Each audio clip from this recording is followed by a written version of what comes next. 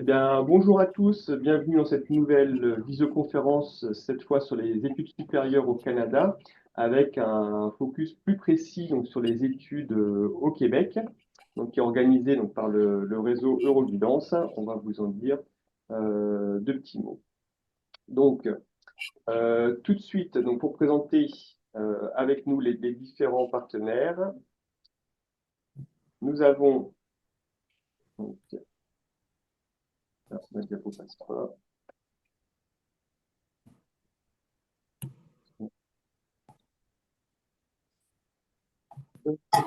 Donc avec la participation, donc c'est Jean Coallier, donc accompagné de Nelly Forestier, donc tous les deux Bonjour. psychologues de l'éducation nationale, donc au Centre d'information internationale réseau Euroguidance. Donc le réseau Euroguidance, c'est le réseau pour l'orientation du programme Erasmus+. Donc on est là pour promouvoir la mobilité donc à travers l'Europe, hein, surtout à des fins de formation. Et là, sur cette conférence-là, on va élargir un petit peu les horizons, donc en traversant l'Atlantique et en se dirigeant du coup vers le Québec. Donc avec nous, nous avons Catherine Breton, donc conseillère en affaires internationales de la Fédération des Cégeps. Donc Catherine, si vous voulez juste vous présenter en quelques mots. Oui, bonjour. Enchantée de faire votre connaissance. Effectivement, je travaille à la Fédération des Cégeps. On parlera un peu plus tard, tantôt. Voilà. Merci Catherine. Nous avons avec nous également Louise-Jeanne Grondin de l'Université de Montréal qui travaille et qui a étudié auparavant également. Donc, Louise-Jeanne, Bonjour, bon matin. Si on est sur l'horaire du Québec, ça me fait très plaisir d'échanger avec vous aujourd'hui et puis on se parle tantôt pour vous présenter l'IDM. merci Louise-Jeanne. Et puis nous avons la chance avec nous d'avoir également deux étudiants, ou en tout cas anciens étudiants, qui vont également témoigner de leur parcours. Donc nous avons Lucas Aubréry, donc, qui est déjà diplômé en gestion du territoire forestier au Cégep de Baie-Comeau, et Laura Robiquet, actuellement étudiante en arts, lettres et communication au Cégep de Tesford. Est-ce que vous pouvez vous présenter justement en quelques mots rapidement, Lucas? Bonjour à tous, je m'appelle Lucas Boiry, j'ai fini le cégep pardon à Bécomo en 2023, fait que je suis actuellement sur le marché du travail et j'ai fait mes 3 belles années de cégep au Québec. Et Laura? Bonjour à tous. Moi, je suis encore étudiante au Cégep de Thetford en Arlette Communication, puis j'en suis à ma toute dernière session. D'accord, très bien, merci. Donc vous aurez largement l'occasion de témoigner de vos études au Québec. Et j'imagine qu'il y aura également de nombreuses questions lors de cette visioconférence. Alors, au sommaire, donc assez rapidement, donc avec Nelly, on va vous présenter un rapide aperçu du Canada avec quelques données démographiques, économiques, un petit peu chiffrées. On vous présentera, mais très succinctement, l'enseignement supérieur au Québec, donc avec les deux voies que vous avez peut-être commencé à entendre avec d'un côté les cégeps et de l'autre côté les universités. On vous présentera également les deux grandes façons de partir en mobilité pour un jeune Français qui soit lycéen ou étudiant, c'est-à-dire soit en échange, donc en étant inscrit dans l'établissement français, soit en mobilité individuelle. Et puis, on viendra vraiment dans le cœur du sujet de la visioconférence de ce soir, donc avec la présentation des formations donc, dans les cégeps, donc par Catherine Le Breton, et puis l'université donc au Québec avec l'exemple de l'université de Montréal. Donc vous aurez bien sûr l'occasion également de poser vos questions. Et pour ça, vous avez également donc en bas de votre écran le chat. Hein, vous avez la possibilité déjà de mettre vos commentaires, de poser vos questions. Donc vraiment, n'hésitez pas, profitez de la présence donc, de nos amis québécois lors de cette séance de ce soir. Donc là, peut-être, Nelly, je te laisse la parole. Comme on vous le disait, on va vous présenter, on va faire un comparatif entre le Canada, le Québec versus la France. Donc, en termes de population, il y a plus de 40 millions de personnes qui vivent au Canada, dont un peu plus de 9 millions au Québec. En France, nous sommes plus de 68 millions. Au Canada, il y a 2,2 millions d'étudiants dans l'enseignement supérieur contre moins de 3 millions en France. Le nombre d'étudiants internationaux dans l'enseignement supérieur, au Canada, on en décompte un peu plus de 468 000. Au Québec, on en décompte 120 000 en 2023. En France, il y a un peu plus de 430 000 étudiants internationaux, dont un peu plus de 2 000 étudiants canadiens en France en 2024. Le taux de chômage au Québec est à environ, donc en novembre 2024, au Canada, il est de 6,8% contre 5,9% au Québec. Il est de 7,4% en France. Et parmi la répartition donc des secteurs en emploi, donc l'agriculture représente au Canada 1,29%, l'industrie un peu moins de 20% et les services 79,5%. En France, l'industrie, c'est plutôt 13%, l'agriculture 2,5%, la construction 6,7% et tout ce qui est tertiaire 76%. Donc, je sais que le cégep et l'université vont dire un mot sur ces secteurs-là, donc ils pourront compléter par la suite. Merci Nelly. Donc on voit que on est sur quand même deux pays, en tout cas deux territoires qui sont finalement assez similaires en termes d'activité. Par rapport à l'enseignement supérieur, voilà, simplement pour que vous compreniez qu'au Québec, on va avoir deux grandes voies de formation, mais qui vont vous être très clairement expliquées donc, par nos invités. On va avoir d'une part des formations plutôt techniques dans les cégeps, les centres d'enseignement généraux et professionnels. Donc, au Québec, on compte 48 cégeps, dont 5 anglophones. Donc déjà, c'est aussi la possibilité d'aller étudier en anglais, même dans un territoire, on va dire, plutôt francophone. Et les universités qui vont plutôt, eux, proposer des baccalauréats, donc c'est un peu l'équivalent de la licence, puis ensuite des masters, voire des doctorats. On compte 18 universités, dont 3 anglophones. Là, je ne vais pas en dire plus pour l'instant, puisque, donc encore une fois, nos invités l'ont très bien expliqué ces deux différences. Par contre, ce qu'on voulait vous expliquer un petit peu en amont, c'est vraiment la différence entre partir en échange et partir en mobilité individuelle. Donc, Anélie, je te redonne la main. Oui, donc il y a deux façons de partir donc à l'étranger dans le cadre d'études en tout cas. Nous avons la mobilité en échange, donc là il faut déjà être inscrit dans un établissement scolaire et se renseigner auprès de ce dernier pour voir les partenariats qu'ils ont.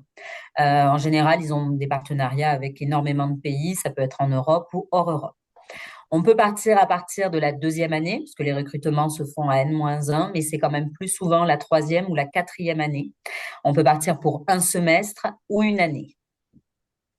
Le séjour d'études à l'étranger est reconnu dans le cursus français, c'est-à-dire que vous avez fait un semestre à l'étranger, mais le contrat d'études qui lie les deux établissements fait que vous validez, les enseignements prévus à l'étranger correspondent à ce que vous aurez. Il y a une correspondance en tout cas qui est faite entre ce que vous aurez étudié en France. L'avantage, c'est que vous payez des frais de scolarité français, donc c'est quand même avantageux. Et là, il faut se renseigner sur des bourses régionales d'aide à la mobilité internationale ou sur critères sociaux. Selon où on part, il y a différentes aides qui sont possibles. Il faut se renseigner auprès de votre établissement directement. Deuxième possibilité, donc c'est la mobilité individuelle. Donc, si tu peux passer la diapo, Yvan, s'il te plaît. Donc, là, c'est vous qui décidez quel est le pays et dans quel établissement vous souhaitez postuler. Attention, si c'est en langue autre que le français, un test peut vous être demandé. Là encore, il faut regarder sur le site des établissements directement. En effet, les calendriers diffèrent selon les pays et les établissements. Donc là encore, il faut se renseigner 1 an, 2 ans avant pour ne pas passer à côté des délais. Attention à l'équivalence du diplôme en France et notamment pour les formations réglementées. Là encore, il faut faire attention. En général, entre le Québec et la France, il y a plutôt une bonne reconnaissance, mais voilà, selon les formations, il faut quand même le vérifier. Les frais d'inscription sont variables selon les destinations et les établissements. Je sais qu'entre la France et le Québec, il y a des accords. Il y a des formations gratuites, mais d'autres sont payantes. Et quand on est des étudiants internationaux, ça peut être plus cher. Là encore, il faut se renseigner auprès des établissements directement s'il y a des bourses qui sont prévues, des bourses des gouvernements, de mécènes. Mais voilà, en général, c'est plutôt quand on part en mobilité individuelle, des financements individuels. Voilà.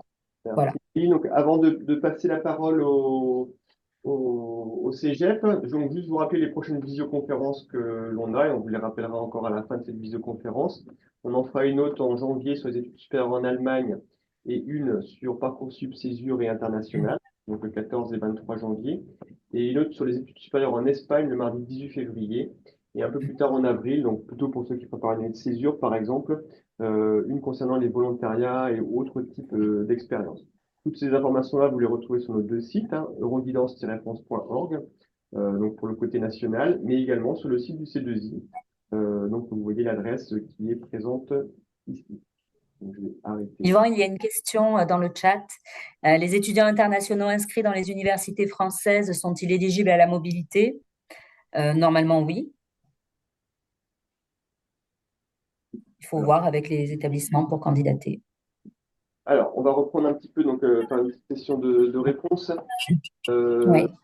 Donc, effectivement, les étudiants internationaux inscrits dans les universités françaises peuvent être éligibles à la mobilité. Ça dépend du type de mobilité qu'ils vont faire. Par exemple, s'ils sont sur de la mobilité en Europe de type Erasmus, là, tout type d'étudiant peut être concerné.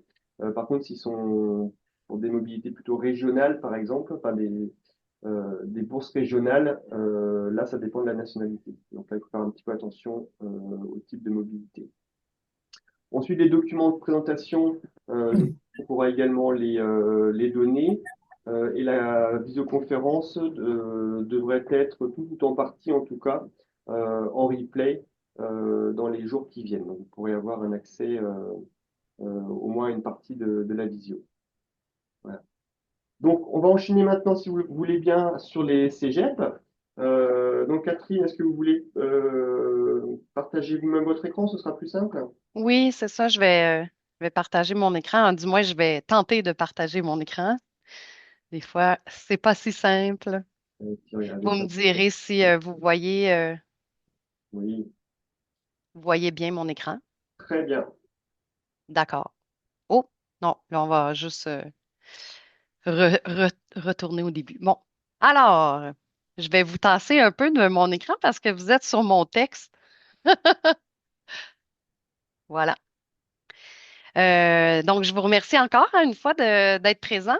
Je sais que j'ai un temps requis, donc je vais peut-être passer parfois un peu rapidement sur certains points, mais n'hésitez pas à poser des questions tout au long. Ça se peut que je ne les vois pas là, parce que je suis en mode présentation, les questions, mais je vais y répondre assurément à la fin ou quand on aura quelques instants.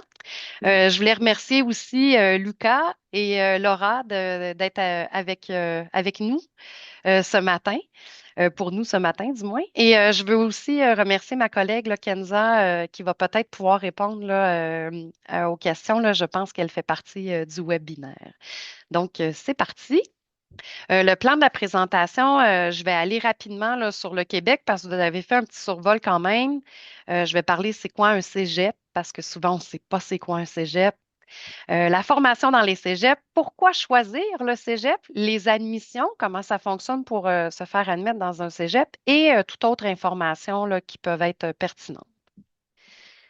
Alors, je commence avec le Québec. Pourquoi le Québec? En fait, c'est la seule province où on peut parler, étudier et travailler exclusivement ou presque en français. Évidemment, il y a des grands centres qui parlent en anglais aussi. On parle de Montréal, Québec. Il y a quand même des secteurs comme le tourisme qui parlent aussi en anglais. Mais la province, elle est francophone. Donc, on retrouve des communautés francophones partout au Canada. Mais la province de Québec est vraiment, sa langue officielle est le français. On choisit le Québec pour la nature, évidemment. Je pense que vous avez déjà vu des images de nos grands et grands espaces verts. Pour la nature aussi de nos forêts, nos montagnes, nos lacs, c'est tout ça le Québec. Mais il y a aussi quand même des centres urbains très stimulants. On parle des grands centres comme Montréal, Québec, Sherbrooke. On a quand même des grandes villes qui sont urbaines, qui sont culturelles aussi. Donc, on a un peu des deux. On a aussi d'excellentes perspectives d'emploi en tant qu'étudiant et étudiante.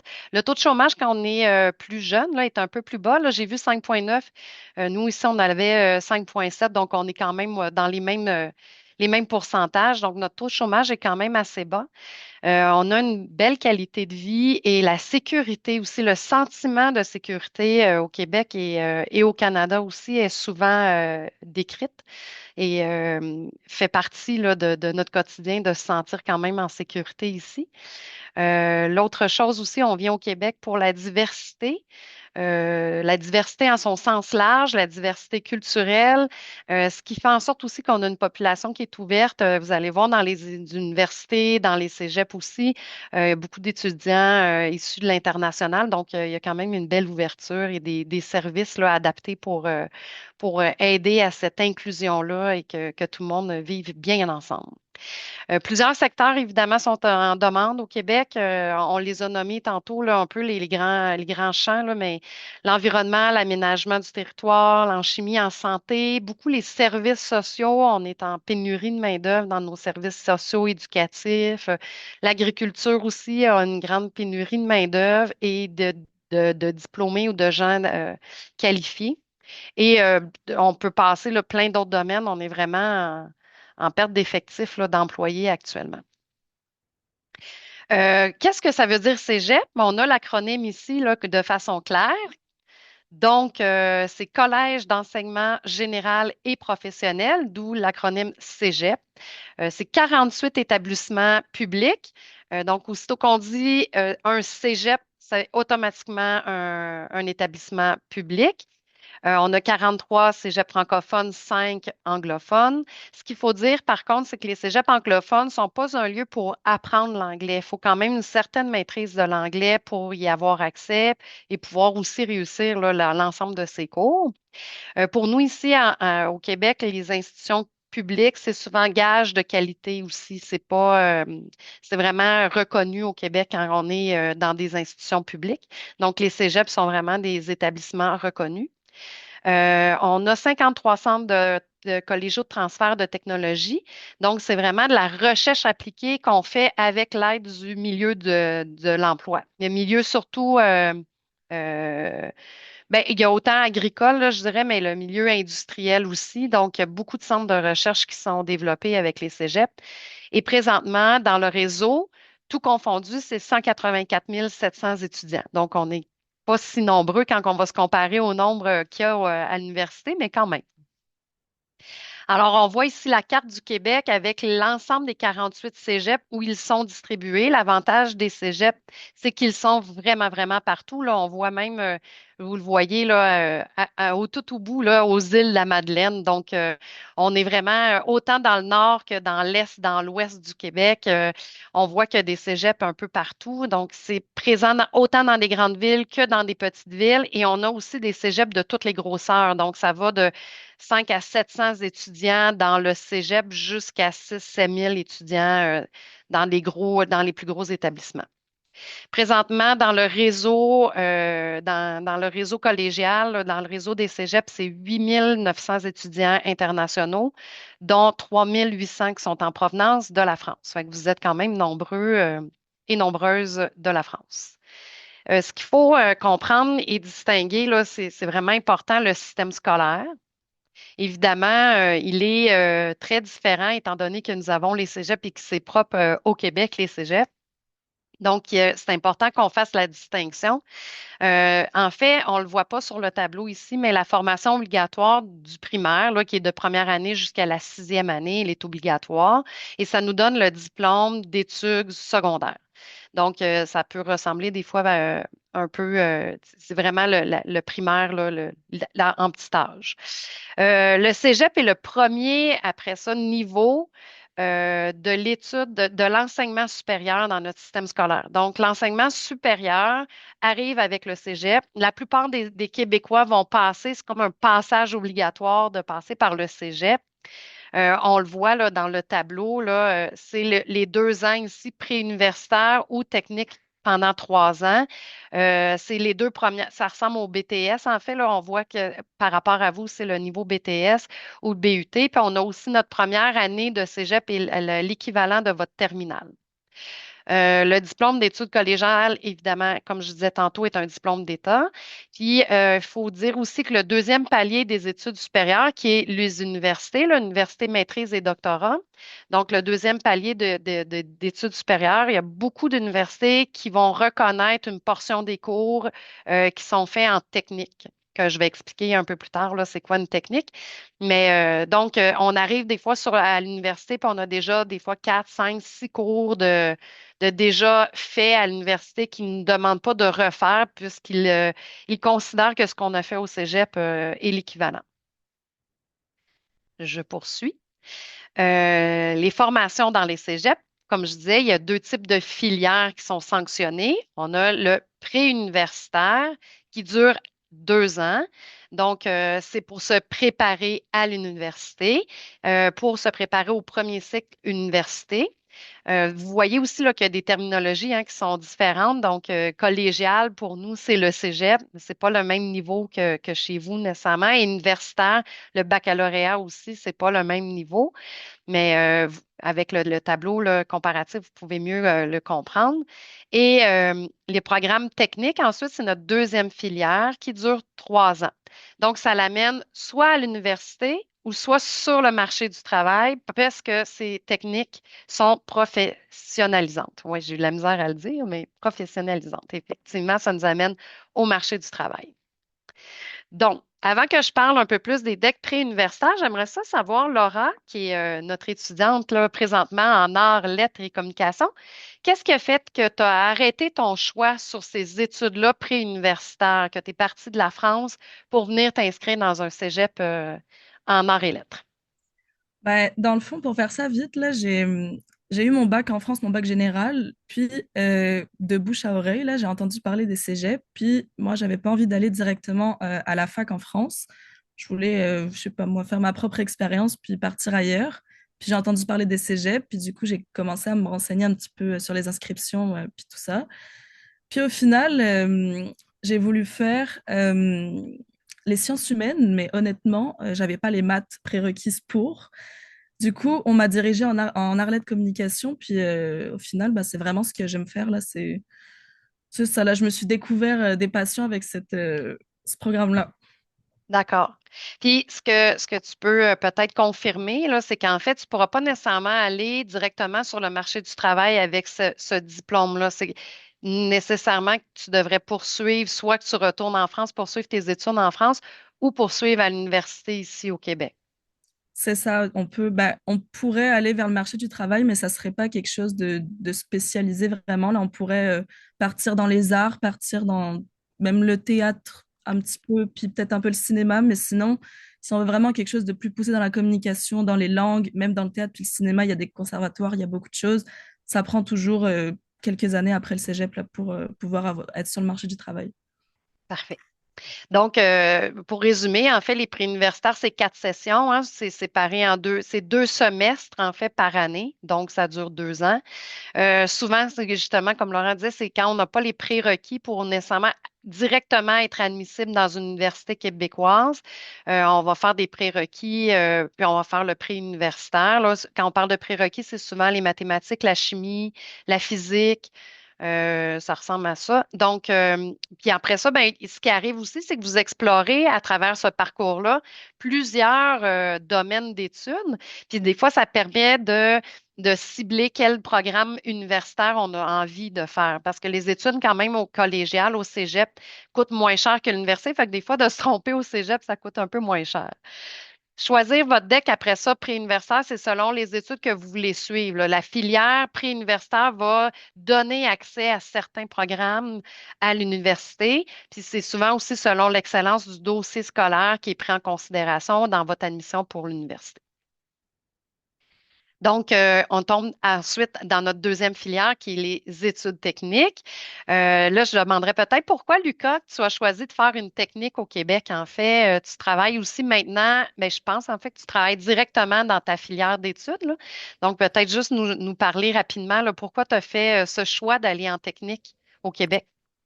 Ben moi, tout simplement, j'avais déjà un bac professionnel en France dans le domaine de la gestion des milieux naturels et je voulais me spécialiser en milieu forestier, donc la gestion des territoires et milieux forestiers. Puis j'avais envie de partir au Québec et j'avais entendu aussi parler des cégeps par le biais de mon lycée en France. Puis l'opportunité d'emploi au Québec en aménagement des territoires forestiers est vraiment énorme, là. Le bassin est quand même assez grand. Et je dirais aussi, en repartant en France, je savais que j'avais aussi de belles opportunités qui pourraient s'ouvrir à moi. Fait que la technique était la bonne passerelle pour pouvoir étudier dans le domaine forestier. Parfait. Donc, on voit ici qu'on a plus de 120 programmes d'études techniques ou de filières techniques, là. C'est une autre différence. Nous, on parle souvent de programmes, fait que vous allez souvent nous entendre parler de programmes. Donc, on a plus de 120 programmes dans tous les domaines et les grands secteurs économiques. On en voit quelques-unes dans l'image, mais il faut vraiment, mais vous allez le voir, on a un dépliant là, que vous allez pouvoir avoir accès en ligne. Donc, vous allez voir qu'il y en a, il y a beaucoup il y en a pour tous les goûts. Les filières d'études techniques, en fait, se divisent en semestres aussi. Il y a deux grands semestres, celui de l'automne, qui est de la mi-août à la mi-décembre, donc qui achève là, tout juste. Et on a un autre semestre à l'hiver qui est de mi-janvier à mi-mai. Il existe aussi un semestre facultatif. On n'est pas obligé de s'inscrire à l'été, mais on peut parfois s'inscrire. C'est surtout des cours de base de français parce qu'il y a des cours de base à faire. Donc, français, anglais, philosophie, éducation physique, là, c'est des sports. On peut s'inscrire pour devancer un peu ou alléger nos semestres qui suivent après. La filière technique est aussi très développée, comme je disais tantôt, conjointement et en collaboration avec des partenaires du marché de l'emploi. Donc, c'est vraiment pour répondre à un besoin de main-d'œuvre sur le terrain, là, vraiment localement, que les cégeps sont nés. Donc, ils répondent vraiment au milieu du travail. Donc, pour développer les programmes, ils sont revisés. Sur une base révisée, oui, sur une base régulière pour assurer la pertinence des apprentissages. Comme Yvan le disait tantôt, il y a beaucoup d'ententes avec la France. Nos ententes, entre autres, là, sont sur la mobilité, sur les stages, comme on disait, comme tantôt on le nommait aussi, c'est les établissements. La plupart des cégeps, en fait, ont des partenariats avec les lycées et aussi les IUT. Donc, il y a vraiment beaucoup de possibilités là, pour faire des stages ou un semestre d'études ou deux ou une année complète, là, deux semestres entiers. Donc, il ne faut pas hésiter à chercher un peu, à communiquer avec les gens. On est toujours ouvert, là. Les 48 cégeps ont des personnes responsables à l'international. Donc, il y a toujours des gens qui sont prêts à répondre à ces questions. Euh, il y a aussi des accords là, de reconnaissance mutuelle de la formation. Donc, j'ai bien aimé de dire faire attention. Il y a des secteurs où c'est plus difficile de faire reconnaître le diplôme du Québec vers la France. Mais vous avez justement le Centre Éric Naric là, qui fait des études là, cas par cas pour justement faire l'attestation de comparabilité, oui, pour voir justement que nos diplômes soient reconnus aussi en France. Donc, il ne faut pas hésiter des fois à faire cette démarche-là aussi auprès de Éric Naric. En fait, j'aimerais relancer aussi la question là, à les deux étudiants ou ex-étudiants, en fait, pour un, là. Pourquoi choisir le Québec pour les études supérieures? Ça a été quoi les raisons qui ont poussé, tu sais, oui, autres que tu disais, là, comme toi, de Lucas, tantôt, là, mais est-ce qu'il y a d'autres raisons qui ont fait que vous avez choisi les cégeps du Québec? Lucas ou Laura, là, un ou l'autre. Je te laisse y aller, Laura, vas-y. Ben, comme je l'avais dit, là, moi, c'était vraiment parce que j'ai entendu parler des cégeps puis que c'était quelque chose de différent. Là, nous, en France, on n'a pas de ça de cégep, ça n'existe pas. Puis, je voulais faire ma propre expérience après mon lycée en France. Je voulais partir, puis j'ai entendu parler des cégeps, j'ai entendu parler qu'il y avait quand même beaucoup de choix. Là, on aurait eu beaucoup de choix d'études. Puis aussi, le rapport avec ses profs, c'est, c'est particulier. Là, on sent, ben, c'est vraiment pas comme en France. Là, c'est moins strict. Puis on a vraiment un bon rapport avec les profs. On s'entend vraiment bien tous ensemble. Là. Puis c'est des petites classes. Puis aussi, moi, le cégep où je suis, là, on n'est vraiment pas nombreux. Ce qui fait qu'on s'entend tous très bien. Puis que c'est ça, là. Non, non, C'est j'ai fait un bon personnalisé. choix. Oui.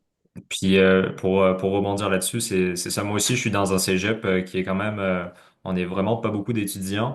Puis dans notre classe, je pense qu'on était une dizaine d'étudiants. Puis comme disait Laura, le rapport étudiant-professeur est quand même, il n'y a pas de barrière là, comme en France. Là. On est vraiment, dès qu'on a quelque chose à dire ou à se confier sur notre programme ou notre vie au Québec en général, là. Parce que c'est sûr que c'est pas facile pour tout le monde de venir dans un autre pays, d'étudier, puis que tout se passe correctement dès la première année. Et les profs sont vraiment là pour nous supporter et pouvoir aussi nous avoir un bon développement au Québec et notamment au cégep. Fait que c'est sûr que les cégeps avec le gros bassin de technique aussi, on a un choix quand même assez énorme là, sur lesquels on peut miser puis faire nos études là. Fait que on a une belle ouverture en effet, ouais. Parfait.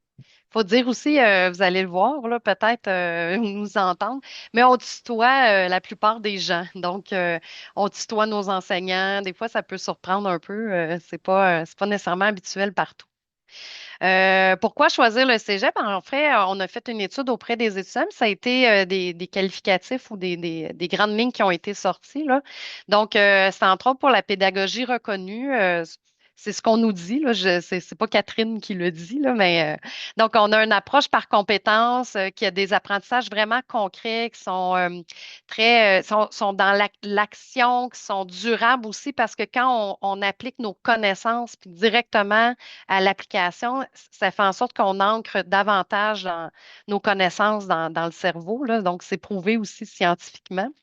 La pédagogie est aussi beaucoup axée sur la participation des étudiants, sur l'autonomie, la responsabilisation. Donc, on voit vraiment que l'étudiant est au centre et au cœur de ses apprentissages. Euh, on a vu aussi beaucoup dans les commentaires qu'il y avait des équipements de pointe dans à peu près tous les domaines de formation. Donc, il y a vraiment beaucoup de laboratoires, puis on a reproduit ce qui se voit dans le concret, mettons des industries, ou fait qu'on on reproduit, on a des grosses machineries dans les cégeps. Donc, on est vraiment à la fine pointe là, de la technologie aussi. Bon, les étudiants, là, Laura, le bien nommé, là, qui a une grande disponibilité, mais Lucas aussi, là, des enseignants, il y a un soutien aux étudiants, il y a des centres d'aide, les enseignants sont là pour supporter les centres d'aide. C'est des services qui sont complètement gratuits. Donc, on peut avoir aussi du service de tutorat quand on a une difficulté dans une matière ou un cours précis. Donc, il ne faut pas hésiter à demander. Puis, tous les programmes techniques comprennent des stages pratiques et certaines filières offrent la formule alternance travail-études. C'est pas le même type d'alternance travail-études comme en France, c'est plus quelques jours en classe, quelques jours en entreprise. Nous, ça va être plus des longues durées en entreprise. C'est qu'on est en classe pendant 2, 3 mois, puis après ça, on peut partir en stage et poursuivre même comme un travail à l'été, puis ils nous embauchent. Donc, on est payé pour être au travail aussi, pour appliquer, puis c'est reconnu dans notre diplôme qu'on fait cette alternance travail-études-là. Donc, ça peut être intéressant. On a aussi un milieu. Oui, y avait-tu. Oui. Là? Il y avait une question dans le chat Ah oui? concernait les stages. Est-ce que vous avez je sais pas, des sites ressources, par exemple, pour aider les étudiants à trouver des stages? Oui, oui, on a même des ressources. On a une personne qui s'occupe dans les cégeps du service, il appelle ça le service de placement. Donc, les étudiants sont accompagnés vers ben, ils se font accompagner pour faire même leur CV, parce que des fois, le CV, mettons, de la France ou versus le Québec, qu'est-ce qu'on cherche aussi dans la lettre de motivation qu'on appelle ici. Donc, vous êtes accompagnés tout le long du processus. On fait des pratiques d'entrevue, mais aussi a une banque de milieux de stage pour vous aider à vous placer en stage. Fait que dépendamment des programmes techniques que vous choisissez, des fois, c'est le département même qui sont au cœur de leur domaine. Ils vont placer les étudiants eux-mêmes en stage, sinon on a une personne qui fait le placement. C'est pour ça aussi d'ailleurs que la prochaine tu sais, que vous voyez, c'est un milieu d'études qui est vraiment centré sur la personne étudiante. Puis les services aux étudiants sont vraiment extrêmement développés dans les cégeps. Vu que c'est des petits cégeps, ben, il y a beaucoup de supports et d'outils et de personnel qui sont en soutien à l'étudiant. Donc, justement, le placement en stage, ça en fait partie, mais on a aussi là, des psychologues, on a des conseillers en orientation, des travailleurs sociaux. C'est vraiment pour supporter l'étudiant dans son intégration puis dans son arrivée. On a aussi des installations sportives pour ceux qui aiment se dépenser. Donc, on a autant les piscines, on a des centres de conditionnement physique, on a des terrains de foot, on a des terrains à l'intérieur, à l'extérieur. Donc, c'est vraiment rempli d'activités sportives. Puis on a aussi une vie culturelle, une vie étudiante qui est vraiment très remplie. On passe du théâtre à l'improvisation, la danse, le cégep en spectacle. Il y a beaucoup de choses aussi qui se passent intercollégiales. Donc, quand on s'inscrit dans une activité, souvent on est amené dans ces compétitions-là à aller dans d'autres cégeps. Donc, on visite le Québec, mais à travers les cégeps aussi, on voit d'autres étudiants dans d'autres cégeps ailleurs. Donc, ça peut être intéressant aussi. D'ailleurs, je me demandais, est-ce que vous avez profité, Laura et Lucas, de certaines activités parascolaires ou tu sais, en dehors des cours, parce que je pense que c'est un milieu de vie très dynamique. Est-ce que vous avez trouvé les cégeps dynamiques dans lesquels vous avez étudié? Ben, quand même beaucoup, là. Ça a été rien que les associations étudiantes, notamment dans les cégeps, là, organisent beaucoup d'activités parascolaires puis des activités qui peuvent être de tout type. Nous, par exemple, dans le cégep, au mois de mai, chaque année, il y a comme un défi entre chaque filière, puis toute la semaine, on fait comme il y a plusieurs activités, puis chaque domaine s'en compte l'un contre l'autre, là. Fait que on a comme ce défi à l'interne au cégep là, qui rend ça assez. C'est quand même une belle activité générale dans le cégep, là. Puis moi, j'ai déjà participé aussi à une association dans le cadre de mon domaine en foresterie où on organisait des activités avec l'Université Laval où on faisait justement des journées pédagogiques pour faire participer le monde dans des activités forestières. Fait que oh, il y en a beaucoup là. Il y a un Oui. très beau dynamisme dans les cégeps. C'est ça, là, moi, je peux que confirmer ce qu'il dit, là, il y a, que ce soit avec le comité, grâce au comité étudiant, parce qu'en fait, nous, dans notre cégep, il est vraiment pas grand, là, on était à peu près à 900 étudiants, maintenant, cette année, on Mm. est rendu à genre 1000 étudiants maximum, là, puis on a quand même une vie étudiante remplie, là, on a le festival étudiant à chaque année, nous, on appelle ça notre Blue Beep. Notre Blue Beep, c'est un autre festival étudiant là, où plusieurs étudiants se mettent en équipe. Puis il y a des activités différentes pendant plusieurs jours d'affilée. Puis après, il y a des lots à gagner, des petits trucs comme ça. On a beaucoup l'improvisation, des matchs d'improvisation. Pour un Français, là, en tout cas, moi, j'avais jamais entendu parler de ça. Mais quand on regarde, on peut trouver ça vraiment drôle. On a beaucoup de théâtre. Chaque programme fait des soirées pour montrer ses projets qu'ils ont fait au fur et à mesure de la session. On a Cégep en spectacle, évidemment, dans tous les cégeps. D'ailleurs, c'est quelque chose ça peut te faire augmenter dans ton activité, on va dire, là, si t'aimes faire ça. Là. Puis après, nous aussi, on a des programmes de musique-études. Ça, c'est vraiment, personnellement, moi, je suis dans un programme musique-études, là, c'est-à-dire que je fais mes études, puis en même temps, je peux faire ma musique sur le côté avec tout plein de locaux à disponibilité, puis à disposition, ce qui c'est. Puis c'est ça. C'est Ouais. dans notre vie, là, puis on a beaucoup de soirées aussi étudiantes un peu Oui, puis c'est partout. très, c'est aussi décoré à chaque fête, il y a des décorations partout. C'est vraiment un milieu très, très décoré, très vivant, très changeant aussi. Donc, puis il y en a aussi pour les esprits plus scientifiques, des compétitions scientifiques. Ceux qui sont en génie aussi, là, ils font des espèces de bolides, là, puis ils font des concours. Puis c'est national, là, ça va jusqu'au Canada. Ils sont amenés à aller cette année, je pense que c'était à Toronto. Donc, il y en a vraiment pour tous les goûts. Vous pouvez comme pas me dire, oh, j'haïs tout ce qui est offert. Il y en a vraiment pour tous les profils possibles. Alors, poursuivons. On va faire rapidement la fin. L'admission au cégep est assez, ben, pas simple, mais il y a des démarches à faire, mais on vous accompagne. C'est pour ça qu'on disait tantôt, je disais qu'il y avait des responsables à l'international. Il ne faut pas hésiter à communiquer avec eux dans le cégep qu'on choisit. Donc, il y a des conditions, évidemment, d'admission. C'est d'avoir une première réussie, mais nous, on recommande toujours de décrocher le bac avant de venir au Québec pour avoir un diplôme en vos mains là, en France. Il y a toujours les cours préalables ou les prérequis, comme on disait, là, les sciences, les maths, physique, chimie. Fait qu'il faut toujours voir si on a besoin des prérequis.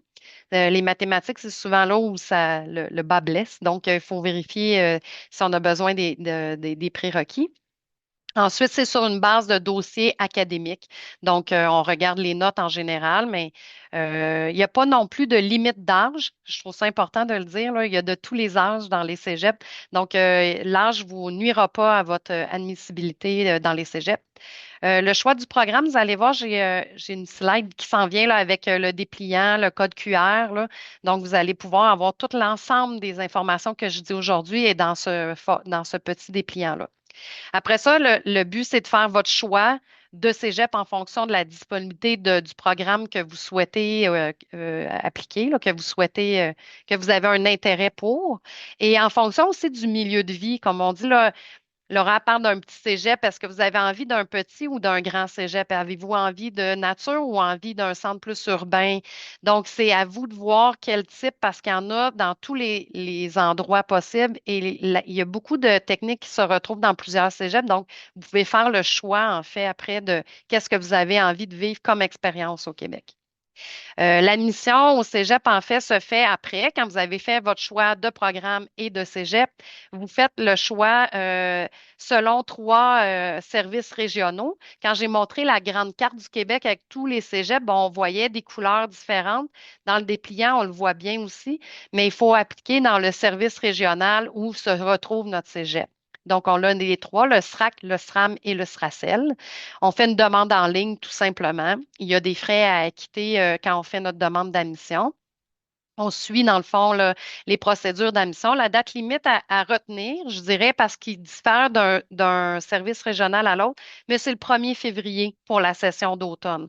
C'est le plus, je dirais, c'est le plus tôt, mais le plus tôt est toujours le mieux. Donc, le 1er février est la date à retenir. Après ça, on fait les démarches pour le certificat d'acceptation du Québec et le permis d'études au Canada. Donc, c'est le fameux dépliant que je vous parlais. Donc, il y a un code QR. Si vous avez la chance d'aller le consulter, il y a vraiment beaucoup d'informations à l'intérieur de ce dépliant-là. Ensuite, les autres informations, on parlait tantôt des frais. Les frais sont fixés annuellement par le ministère de l'Éducation supérieure. Les droits de scolarité varient en fonction de la nationalité de l'étudiant et les programmes d'études. Quand on parle d'un étudiant qui a la nationalité de France, mais les droits de scolarité sont de zéro parce que il y a des accords entre les cégeps et la France qui font en sorte, entre la Fédération, entre le Québec et la France, en fait, qui fait que vous ne payez pas de droits de scolarité si vous avez la nationalité française. Les droits de scolarité sont fixés par semestre, donc vous avez des frais à acquitter à chaque semestre. Il faut juste consulter en fait les sites Internet des cégeps et les dépliants pour voir là, les frais qui sont associés. Les frais afférents, ce sont les frais que les cégeps vous chargent pour l'ensemble des services, pour l'ensemble de l'administration aussi. Donc, c'est des coûts qui sont fixés annuellement et vous devez juste voir avec le cégep, mais on a fait une moyenne, on le voit ici. Le droit de scolarité pour un étudiant français, c'est zéro. Les frais afférents, comme je disais, que les cégeps, les établissements vous facturent, c'est environ 270 euros. Après ça, vous avez vos frais de subsistance, les frais de vie, hein, les frais en général, Ça a été, à chaque année, là, c'est revu, ce montant. Il a été évalué à 10 000 euros, là, 10 096 euros. Donc, c'est à peu près ça, le frais là, des appartements, de nourriture, les livres, le transport, ça inclut toute cette sphère-là, les frais de subsistance. Et ensuite, les assurances maladie, si vous êtes encore une fois un citoyen français, ben, vous avez l'entente là, France-Québec qui fait en sorte que vous avez accès à notre système de santé avec la RAMQ. Donc, ça, vous n'avez pas à payer une assurance pour ça. Et ensuite, pour le logement, parce que souvent, il y a beaucoup de questions sur le logement. On a les logements en résidence sur le campus ou dans les cégeps qui n'ont pas de campus, on a un service d'aide au logement. Donc, c'est encore une fois les responsables de l'international qui peuvent répondre à la question du logement puis vous aider. Les cégeps aussi font beaucoup de webinaires pour vous préparer avant, quand vous êtes admis, là, ils vous invitent à des webinaires, comment vous préparer avant d'arriver. C'est super important d'y participer parce que ça va vraiment faciliter votre intégration puis votre arrivée ici. Donc, dépendamment là, des cégeps, vous pouvez voir, là, il y a quand même des dates limites quand on veut s'inscrire pour le logement en résidence. Puis les tarifs réduisent aussi selon le type d'hébergement. Des fois, vous pouvez être deux par chambre, des fois, vous êtes seul en chambre. Donc, ça dépend toujours là, de quel type d'hébergement vous choisissez. Il ne faut pas hésiter là, à prendre l'avance quand même à faire dans ces démarches-là parce qu'il y a quand même des listes d'attente souvent là, pour le logement. Alors voilà, je suis rendue, si jamais il y a des périodes, en fait, il y a une période de questions, évidemment. Puis je voulais dire merci à Lucas et Laura. Puis n'hésitez pas, si vous avez d'autres choses à ajouter, là, Laura et Lucas. Merci Je... Catherine. Donc, on a effectivement quelques questions pour vous qui vont permettre de repréciser peut-être certaines choses. Une des premières, c'était celle de la question de Capucine, c'est est-ce qu'on peut quand même participer à cette formation, donc formation dans les cégeps, si notre lycée ne propose pas ce type d'études supérieures? Oui. En fait, je suis pas sûre de bien comprendre la question, mais est-ce que quand on a le diplôme en main, le bac, ou Voilà. oui, ils Je peuvent pense appliquer? qu'il faut que l'on reclarifie. En fait, effectivement, un lycéen français, donc il termine son bac, quel que soit l'établissement dans lequel il est, peut postuler de façon Oui, individuelle dans les différents cégeps.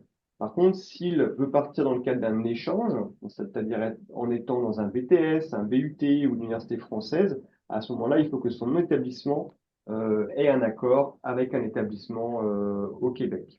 exactement. C'est Voilà. bien répondu. Ça rejoint la deuxième question de Soléa et qui va nous permettre d'aller progressivement vers l'université. C'était, est-il possible de partir au Québec sur 1 ou 2 semestres dans le cadre d'études de pharmacie? Donc là, la pharmacie, on va plutôt être sur des études universitaires. Et là, il faut regarder dans sa propre université en France s'il y a des accords avec une université en fait au Québec. Oui, mais on a quand même eu des techniques en pharmaco. Fait qu'il Ouais, faut voir aussi le niveau, dépendamment de ce que l'étudiant cherche. Mais effectivement, ça s'offre à l'université, mais on a aussi une technique qui s'offre. d'accord.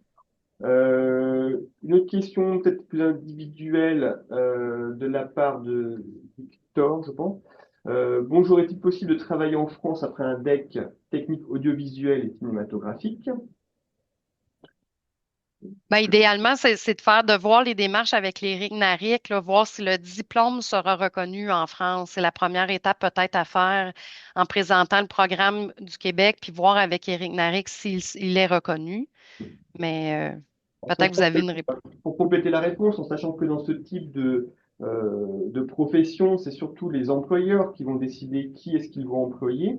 Donc là, ce sera plutôt, on va dire, à l'étudiant lui-même de valoriser, de mettre en avant la formation qu'il a eue dans le cégep, mettre en avant les stages qu'il a pu faire, son expérience professionnelle, pour pouvoir travailler soit en France, dans un autre pays européen ou partout à travers le monde.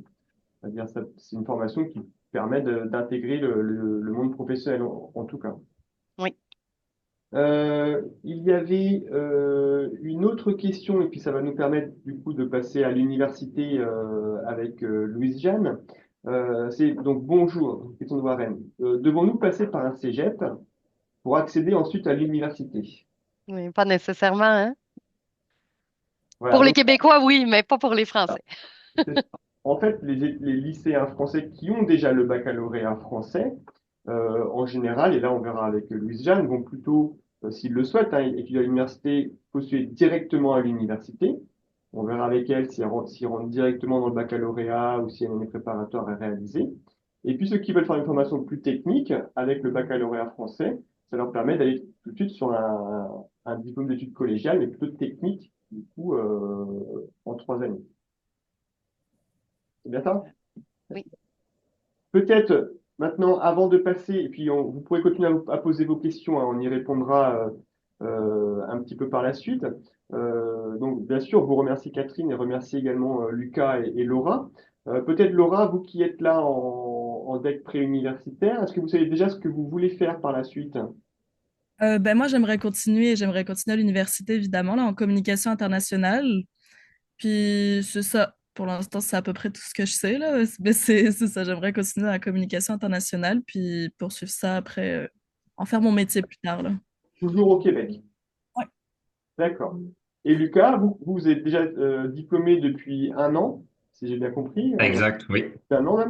Vous êtes resté travailler au Québec. Oui, tout à fait. Alors, est-ce qu'on peut dire juste 2 mots? Est-ce qu'il y a eu des difficultés en termes administratifs, par exemple? Ben, dans le fond, moi, une fois que, déjà, je tiens à rassurer beaucoup de monde, il n'y a aucune difficulté en termes d'emploi. Ça, je suis dans une filière où il y a un gros bassin d'emploi déjà en foresterie, mais au Québec, il y a déjà, après une technique, on trouve très facilement un emploi. Puis pour rebondir aussi sur le sujet des stages que vous parliez tantôt, moi, dans ma filière, durant mes 2 dernières années de DEC, on avait carrément les professionnels qui venaient dans nos classes présenter leur entreprise pour solliciter des étudiants à venir faire un stage. Donc, c'est pour dire à quel point ils ont besoin de cette main-d'œuvre de stagiaires aussi l'été pour que nous, on puisse aussi prendre une certaine expérience puis contribuer au domaine dans lequel on étudie. Puis, je dirais, les difficultés, il n'y en a pas nécessairement eu. Moi, j'étais dans un cégep en région, donc sur la côte nord, puis je suis arrivé à Québec, donc dans la ville de Québec, pour travailler. Puis, j'ai trouvé ça directement mon emploi. En termes d'immigration, on passe d'un permis d'études à un permis de travail aussitôt, surtout dans le domaine dans lequel tu travailles, ça se fait très facilement. Puis depuis, tout se passe très très bien.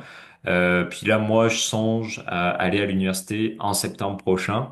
Fait que je voulais vraiment avoir une certaine, aussi vouloir travailler, être sur le marché du travail, voir l'expérience que je peux avoir au Québec, puis ensuite partir en génie forestier à l'université au Québec, donc me spécialiser dans le génie, là.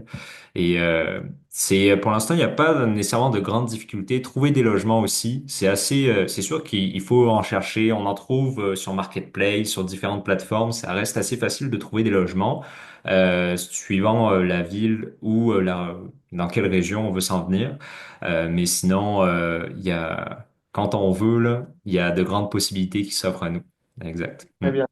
Merci Lucas. On va passer maintenant à la partie université. Et puis, donc, si vous pouvez rester avec nous, il y aura certainement d'autres questions pratiques, hein, qui couvrent plus largement la vie, on va dire, au Québec, hein, donc auxquelles vous pourrez répondre. Et donc, je vais laisser maintenant Louise Jeanne, donc, si vous voulez partager votre écran pour faire votre présentation. Et donc, on va passer plutôt au monde universitaire. Et encore une fois, voilà, n'hésitez pas à poser vos questions. Et juste le temps que Louise-Jeanne du coup, prépare sa présentation, il y avait juste une question également dans la question et réponse par rapport au timing. Donc là, on l'a déjà évoqué, et ce sera à peu près pareil, hein, pour les universités. Pour une rentrée, on va dire à l'automne, c'est-à-dire pour une rentrée qui sera fin août, début septembre, les demandes sont à faire en général avant le 1er février. Donc quand on est lycéen, c'est, on va dire, sur le premier trimestre de l'année terminale qu'il va falloir faire toutes les démarches. Pour la session d'hiver, je ne l'avais pas dit, mais c'est le 1er août, à peu près, si on veut rentrer à l'hiver ou en janvier. Très bien.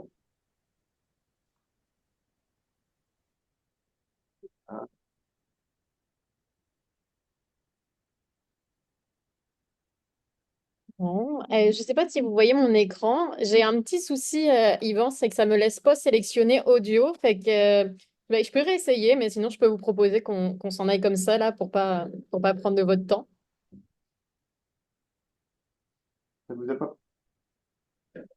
Non, ça me laisse pas sélectionner pour l'audio, mais Est-ce que sinon je le partage moi si vous préférez. oh, ben, vous inquiétez pas, c'est correct. Allons-y comme ça, et puis je vous enverrai si ça intéresse le monde. Je pourrais vous envoyer le lien des petites vidéos. Bon, ben, bonjour à nouveau à tous. Puis, ben, juste, si jamais si vous avez des questions, etc., n'hésitez pas. Et, ben, moi, je viens de La Réunion. Je sais, j'ai perdu mon bronzage, mais j'ai gagné plein de belles choses en arrivant au Québec. Fait que n'hésitez pas si vous avez des questions ou quoi. Ça me fera super plaisir de vous répondre. Alors, ben, déjà, pour vous introduire, je sais pas si certains d'entre vous connaissent un petit peu le Québec, Montréal. etc. Ben, moi, je vais vous parler de l'Université de Montréal. Puis pour pas vous perdre, l'acronyme, c'est UDM, tout simplement. Alors, ben, comme vous le savez, Montréal ben, se situe dans la province du Québec, au sein même du Canada. C'est la seule province qui est francophone. Mais inquiétez-vous pas, pour ceux qui aimeraient ça, avoir aussi un environnement anglophone, vous aurez l'opportunité de pratiquer votre anglais. Je vais montrer une petite vidéo. Bon, malheureusement, il n'y a pas de son, mais ça pourra vous donner une idée de ben, à quoi ça ressemblerait le campus à l'UDM, puis votre vie au sein de l'université.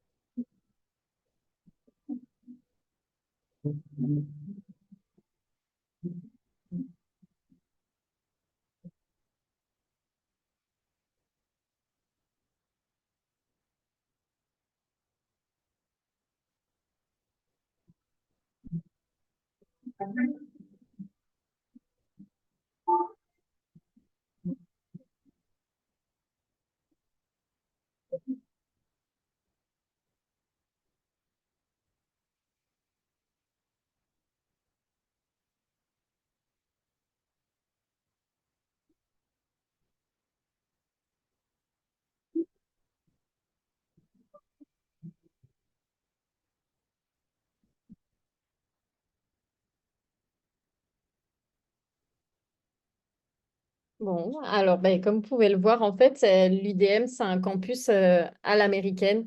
Vous pourrez retrouver différentes installations. Je vais pouvoir vous le montrer juste après. J'ai un plan pour vous donner une petite idée. Euh, L'UDM, ça représente 48 000 étudiants. Puis sur ces 48 000 étudiants, on peut compter comme environ 10 000 étudiants internationaux qui viennent d'un peu partout dans le monde, dont une majorité qui viennent de France. On parlait tantôt de la question des mobilités, fait que j'en profite pour parler du fait que si vous venez étudier chez nous, ben, vous aurez la possibilité durant votre parcours d'effectuer un échange à l'international qui inclut également la France que ce soit en France, en Espagne, etc. D'ailleurs, si ça vous intéresse, vous pouvez aller le voir ben, sur notre plateforme. Ça vous donnera une petite idée de ben, est-ce que votre pays de prédilection fait partie de notre liste de partenariats. Alors, à l'IDM, on a plus de 650 programmes d'études, fait que c'est beaucoup d'affaires, je le conçois. Ben, n'hésitez pas si vous avez des questions, puis comme disait Catherine tantôt, ben, j'ai pas de visuel sur la partie discussion, donc n'hésitez pas à me faire un petit coucou là, puis j'y répondrai avec grand plaisir. Fait que là, ce que vous voyez à l'écran, c'est les facultés, c'est-à-dire que tous nos programmes d'études vont être rangés au sein de différentes facultés. Par exemple, la faculté de l'aménagement, vous allez retrouver toutes les affaires qui concernent le design, l'architecture de paysage, etc. Pour la faculté des arts et des sciences, on va y retrouver des programmes en lien, par exemple, avec les sciences politiques, avec la communication, les relations internationales. On a la fameuse faculté de droit, qui, là, ben, comme son nom l'indique, tout ce qui va se référer au droit. On a également la faculté de médecine dentaire, médecine vétérinaire. On a la faculté de musique. Puis là, à l'intérieur, et si on a des musiciens parmi nous aujourd'hui, il y a toutes sortes d'affaires que je suis certaine vous êtes plus familiers avec. Et puis, on a la faculté aussi de l'école d'optométrie. Fait que c'est ce qu'on retrouve en fait en France sous le terme d'ophtalmologie. On a tout ce qui est pharmacie, puis santé publique. On a également des sciences de l'éducation. Fait que là, ça peut être différents niveaux. C'est les métiers en lien tout simplement avec l'enseignement. Ça peut être au niveau primaire, au niveau secondaire, etc. On a aussi les sciences infirmières, puis la faculté de l'éducation permanente. Alors, pour la petite idée, mais voilà le plan de l'université. En fait, je ne sais pas si certains d'entre vous ont eu l'occasion déjà de se balader à Montréal. Ben, si c'est le cas, pour vous aider à vous situer, on se situe juste derrière le parc du Mont-Royal. Euh, c'est un campus à l'américaine. Vous pouvez voir sur le plan, il y a 3 stations de métro qui vont desservir le campus, dont une ligne directe qui vous emmène à l'aéroport. En fait, c'est une ville dans la ville. C'est desservi que ce soit par un réseau de métro, mais également un vaste réseau de bus. Fait que si jamais vous voulez avoir une petite idée, n'hésitez pas. Je vous enverrai le lien. Allez voir notre canal YouTube. Vous pourrez avoir une idée un peu plus concrète, peut-être de vos bâtiments, etc. Donc, sur le campus, on va retrouver toutes sortes d'affaires. Il y a des résidences étudiantes. Euh, qui sont ouvertes en fait à la totalité des étudiants, que ce soit des étudiants internationaux, mais également des étudiants même du Québec. Libre à vous, ça s'appelle Zoom, ZUM. N'hésitez pas à aller faire un petit tour pour voir un peu quand sont les périodes d'admission, etc. Il y a également un centre sportif, donc nous on appelle ça le CEPSUM. Vous allez retrouver une piscine olympique, une piscine à plongeon. Pour ceux qui aiment ça, la course, vous pouvez même courir à l'intérieur. Il y a une piste. Il y a toutes sortes d'affaires qui sont proposées. Il y a un gym aussi. Puis tout un panel en fait d'activités sportives. Ça peut être du yoga, ça peut être des cours de danse, etc. Je ne sais pas si certains d'entre vous ont des sports de prédilection ou par exemple, aimerait ça, pourquoi pas intégrer l'équipe, par exemple, d'athlétisme de l'université. Fait que ça existe également, ça s'appelle les carabins et c'est pour toutes sortes de disciplines. Donc, il y a aussi de la natation. Et ensuite, vous voyez sur l'écran, et là, je sais que ça va vous paraître peut-être un peu abstrait, mais vous rappellerez de moi si jamais vous en avez besoin. Il y a un centre de santé sur le campus qui est réservé en fait aux étudiants de l'UDM. Vous y retrouverez des services en lien avec la santé médecin généraliste, également tout ce qui est physiothérapeute, nutrition, etc. Mais également des psychologues. Fait que vous y aurez accès sans problème. Sur le campus, vous pouvez voir, il y a différentes petites icônes avec une tasse de café puis des couverts. En fait, c'est qu'il y a différents points de restauration. En fait, on parle de cafés étudiants qui vont être tenus par nos étudiants. Par exemple, il y a le café au pavillon de droit. Et même si vous étudiez pas dans le programme de droit, vous pourrez y avoir accès. Moi, personnellement, c'est mon café favori tout simplement pour son brownie qui vraiment, ça en vaut la peine hein, si jamais vous avez l'occasion. Il y a différentes aussi bibliothèques auxquelles vous pouvez avoir accès. Par exemple, vous voyez au niveau du stade, il y a la bibliothèque de kinésiologie, il y a la bibliothèque aussi au sein du pavillon d'architecture. Donc, encore une fois, vous avez accès à la totalité des installations, même si ce n'est pas votre discipline. Tout autour, en fait, du campus, vous allez retrouver toutes les commodités, que ce soit des logements, mais également il y a des hôpitaux, des supermarchés, etc. Donc, il n'y aura pas d'enjeu spécifique si vous souhaitez avoir tout à proximité sans grand déplacement. Il y a même une salle de cinéma. Bon, c'est sûr que là, on n'a pas le dernier film qui est sorti, qui est projeté, mais pour 2 dollars, vous pourriez très bien aller voir une projection de film avec des amis, etc. Alors, c'est vrai que comme je vous disais tantôt, sur le campus, vous allez retrouver ben, tous vos besoins qui sont réunis, que ce soit pour le transport, les repas ou le logement. Mais il y a également toutes sortes d'activités qui vont être organisées ben, pour nos étudiants et par nos étudiants. En fait, ce que vous voyez à l'écran, c'est un petit aperçu d'à quoi pourrait ressembler votre vie étudiante. Par exemple, en début d'année scolaire, on va vous inviter à toutes sortes d'activités d'accueil et d'intégration. Puis ces activités, elles vont être animées par des étudiants de l'université. Donc ça va passer par exemple, on va vous proposer de visiter les locaux. Et l'avantage, c'est que vous serez avec des gens qui, comme vous, vont commencer leurs études au même moment. Fait que ben, là, c'est sûr que moi, je peux vous donner une petite idée là, de comment c'était quand moi j'y étais. Mais là, bon, il faut que je passe la flamme. Ce sera peut-être plus sympa pour vous de parler avec des jeunes qui, comme vous, commencent l'université au même moment. C'est vraiment, et comme le disaient mes collègues tantôt, au Québec, cette idée de la culture, elle est vraiment super vibrante. Il y a toutes sortes d'activités qui sont organisées tout au long de l'année. Sur le campus même, pour ceux qui sont un peu plus dans l'enregistrement, le cinéma, etc., au sein même du campus, vous pouvez avoir des studios d'enregistrement auxquels vous avez accès.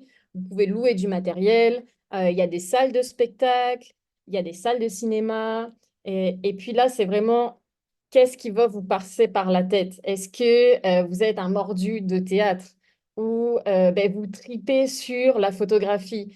Il y a des concours qui sont organisés, etc. Donc, n'hésitez pas. Et ça, moi, vraiment, je vous encourage, quand vous allez vous lancer dans votre aventure, renseignez-vous un petit peu de tout ce qui est organisé parce que plus vous allez faire l'activité, plus vous allez retrouver du monde. Puis là, ça fait aussi partie de votre expérience là. Donc, c'est vraiment de belles opportunités.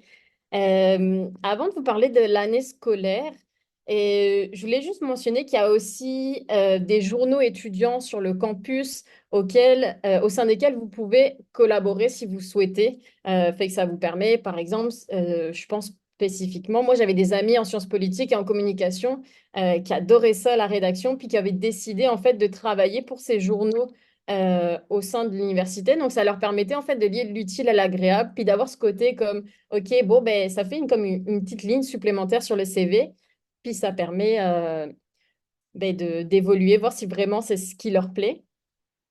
Pour l'année scolaire, alors, on va se diviser en 3 sessions. C'est la session d'automne, d'hiver et d'été. Puis là, la bonne nouvelle, c'est que c'est les mêmes saisons qu'en France. Donc, l'automne, ça va de septembre à décembre. L'hiver, de janvier au mois d'avril. Et l'été, c'est optionnel. Optionnel, pourquoi? Parce que ça va vraiment dépendre de comment vous allez organiser, en fait, votre année scolaire, comment vous allez répartir vos cours.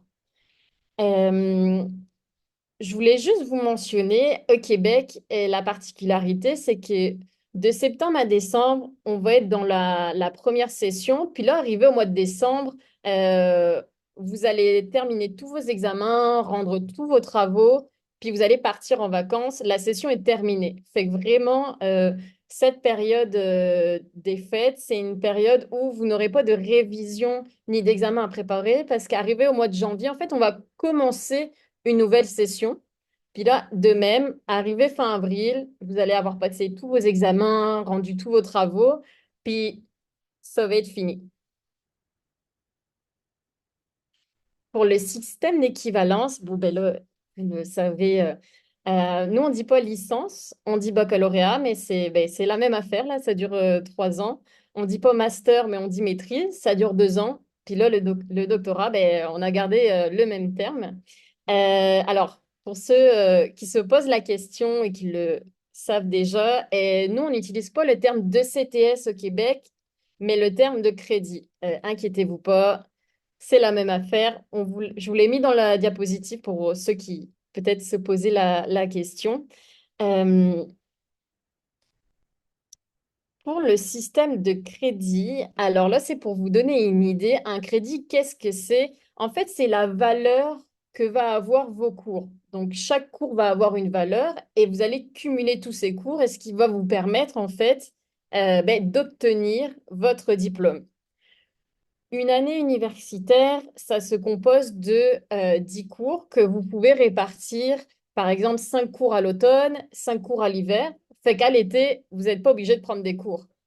Pour ceux que ça intéresse, vous pouvez aussi, et moi je l'avais fait sur certaines années également, prendre 4 cours à l'automne, 4 cours à l'hiver, puis j'ai pris 2 cours à la session d'été, puis tout simplement ça m'a permis pendant le reste de l'année d'avoir un petit emploi étudiant à côté, euh, une session un peu plus légère, fait que ce sera vraiment dépendamment de votre, vos centres d'intérêt.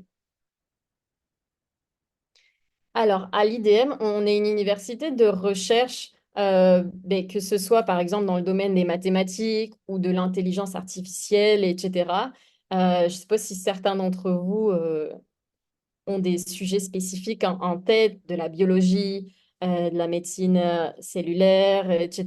Mais en tout cas, vous avez la possibilité, si vous le souhaitez, de poursuivre et de pourquoi pas assister des professeurs dans leurs recherches ou même pratiquer vos propres recherches au sein de nos différents laboratoires. Et par exemple, en 2019, on a construit un nouveau campus. Ça s'appelle le Campus 1000.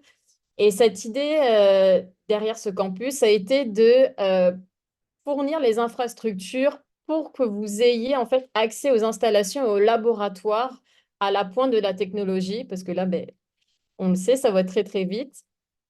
Donc, ce sont toutes des choses qui sont mises aussi à votre disposition. Alors, pour le processus d'admission, pour vous donner une petite idée, c'est sûr que voilà les différentes étapes. On est dans l'exploration, on consulte. Pour déposer votre demande d'admission, en fait, tout va se placer sur la plateforme. C'est admission.umontréal.ca. Et sur cette plateforme, vous allez voir chaque programme d'études a une fiche descriptive. Si on a encore 2 petites minutes après, je vous propose qu'on en regarde une ensemble pour que vous puissiez voir comment ça fonctionne. Et sur cette fiche descriptive, vous allez retrouver toutes les informations en lien avec votre programme d'études. Par exemple, si on prend le cas du baccalauréat en sciences politiques, vous allez pouvoir voir concrètement quels sont les cours qui sont donnés à l'intérieur. Est-ce que vous pouvez partir en échange à l'international? Est-ce que vous avez la possibilité de faire des stages? Fait que tout ça, c'est pour vous permettre de vous faire une idée concrète et vous dire, OK, le nom là, c'est nice, ça m'attire, mais est-ce que concrètement, ça répond à mes attentes? Vous pourrez également y voir les conditions d'admission. Et là, je vous invite vraiment tous, n'hésitez pas à aller consulter ça pour tous les programmes qui vous intéressent, parce que vous pourrez y voir, est-ce on vous demande d'avoir des options en particulier? Est-ce qu'il y a une note minimale ou pas à avoir, etc. Une fois que vous avez consulté tout ça, vous aurez juste à cliquer sur Ajouter à mon panier. Et là, ça va pouvoir nous générer votre demande d'admission. Vous pouvez mettre jusqu'à 10 choix de programmes qui ne vont pas être hiérarchisés. Si vous avez envie de mettre du droit, des mathématiques, de la biologie et de la neuroscience, on va vous donner une réponse d'admission pour chacun de ces programmes. Donc, c'est pas mal ça. Et puis, par la suite, pour faire le suivi en fait de votre demande d'admission, vous pourrez le voir aussi directement sur la plateforme. Donc, vous serez tenu au courant de on est en cours d'évaluation de votre dossier. Est-ce qu'il vous manque un document? Fait que tout ça, on pourra vous en informer. Alors, Bac à Bac, c'est un outil qu'on a développé pour vous aider à y voir un peu plus clair entre votre baccalauréat français et votre baccalauréat québécois. En fait, cet outil va vous permettre d'y voir un peu plus clair entre toutes les matières, les spécialités et options que vous avez dû prendre ou vous envisagez de prendre entre la première et la terminale vis-à-vis du programme que vous aimeriez réaliser et chez nous. Je vais vous montrer directement parce que là, j'ai vraiment peur de vous perdre. Alors, je vais vous partager ma petite fenêtre.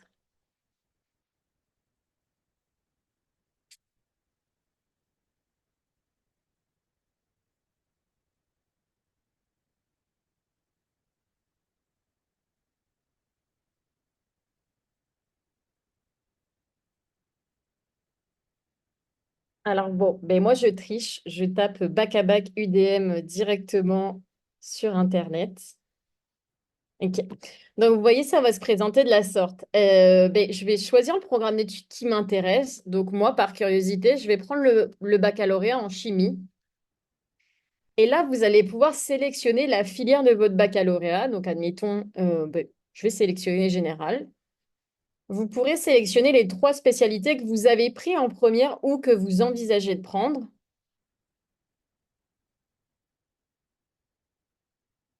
Et les 2 spécialités en terminale. Donc, admettons ça. Et là, vous voyez, le logiciel va vous dire si vous répondez ou non aux exigences d'admission du programme sélectionné. Donc là, c'est un cas intéressant parce que comme vous le voyez, le logiciel me dit que je réponds partiellement aux exigences. Ça veut dire que si je dépose mon admission pour ce programme, on va me répondre qu'il faut que je réalise le cours de chimie organique.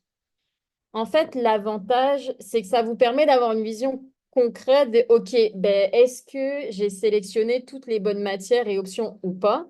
Et si ce n'est pas le cas, le logiciel va toujours vous proposer une alternative pour que vous alliez chercher autant les connaissances qui vous manquent pour pouvoir intégrer ce programme.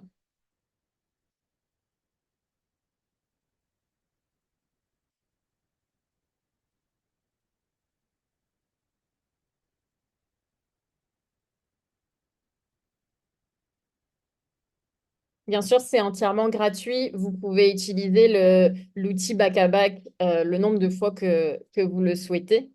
Alors, pour candidater, et je ne vous ai pas posé la question avant ça, n'hésitez pas à me le mettre dans le chat si certains d'entre vous sont intéressés par plutôt des bac plus 5, c'est-à-dire une fois que vous avez réalisé votre baccalauréat ou votre licence.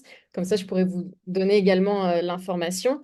Alors, pour les personnes qui souhaiteraient intégrer pour l'automne 2025, donc en septembre de l'année prochaine, la date limite d'admission pour la majeure partie des programmes, ça va être le 1er février prochain.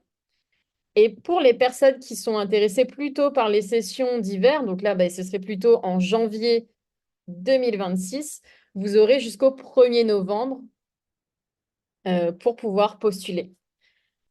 Donc, comme je vous le disais, tout se passe directement sur la plateforme. Et en fait, la petite image de l'écran que vous voyez, c'est comment va se présenter la chose.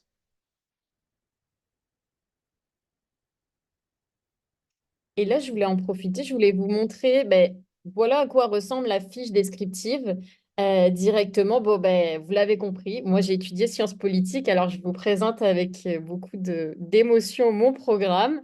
Ça va toujours se présenter de la même façon. Vous pourrez sélectionner dans l'encadré jaune la session à laquelle vous aimeriez commencer. Donc là, admettons automne 2025. Et ici, vous pourrez retrouver toutes les informations que je vous ai présentées tantôt. Ben, vous avez la date limite à laquelle vous pouvez postuler. Vous pourrez aller voir les cours qui sont proposés. Et là, ben, je vous invite, on va aller voir ensemble les exigences d'admission. Alors, vous pourrez sélectionner où vous avez fait vos études. Prenons le cas de la France. Et là, vous voyez, vous allez retrouver toutes les informations concrètes par rapport à ce programme. L'admission va se faire pour les programmes de premier cycle en lien avec vos notes de première et les notes de terminale. Ben là, on le sait, quand vous allez postuler pour venir au baccalauréat, ben, au moment auquel vous postulez, vous n'aurez pas tous vos résultats de l'année de terminale, mais c'est correct, inquiétez-vous pas. Vous nous les enverrez au fur et à mesure que vous allez recevoir vos bulletins. Et vous voyez juste ici, ce que je vous surligne, en fait, c'est la note minimale qui vous est demandée. En fait, cette note minimale, c'est pour vous permettre un peu de vous situer et de vous dire, OK, bon, ben là, 12 sur 20, c'est la note minimale qui est demandée pour sciences politiques. Et cette note va varier d'un programme à l'autre.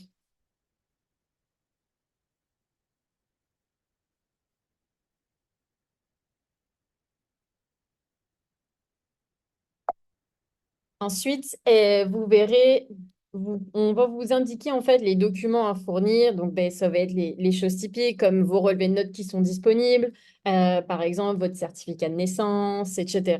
Mais inquiétez-vous pas, vous aurez toujours une liste en fait d'éléments qu'on va attendre. Vous serez mis au courant par rapport à tout ça.